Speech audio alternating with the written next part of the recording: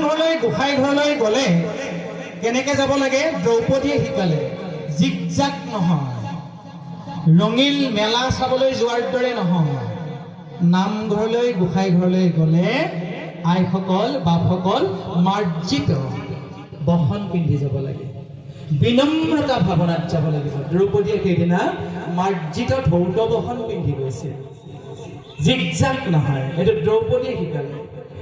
দামোদৰৰ পত্নী সুশীলা সুশীলা ব্ৰাহ্মণীয়ে কি শিকালে আমাক এই কাহিনীৰ দ্বাৰা? গোসাঁই ঘৰলৈ গ'লে, নামঘৰলৈ গ'লে, সত্ৰত গ'লে সুদাহাতে যাব নাপায়।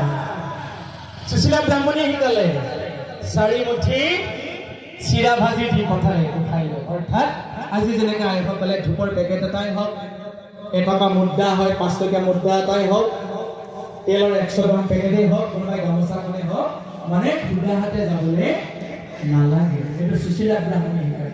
সেইটো গুৰুজনাই আমাক বাস্তৱ জীৱনলৈ উলিয়াই আনি যাতে ভকতসকলে কৃপাৰ পাত্ৰ হয়, গোসাঁই দিয়ক আৰু কৃপা লওক, গোসাঁইৰ কথা শুনক আৰু বৰেণ্য হওক, গোসাঁইক ভক্তি কৰক, শান্তি প্ৰিয় হৈ থাকক, শান্তিৰে জীৱন নিৰ্বাহ কৰক, গোসাঁইক ভকতি কৰক, আত্মিক উৎকৰ্ষ সাধনা কৰক।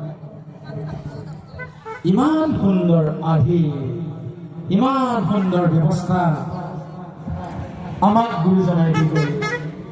ভাগৱত ভক্তিৰ কথা কৈ থাকিলে মোৰ এটা অভ্যাস হৈ গ'ল, 3-4 ঘণ্টা কোৱাৰ পিছতহে মোৰ মনটো শাক পৰি যায়।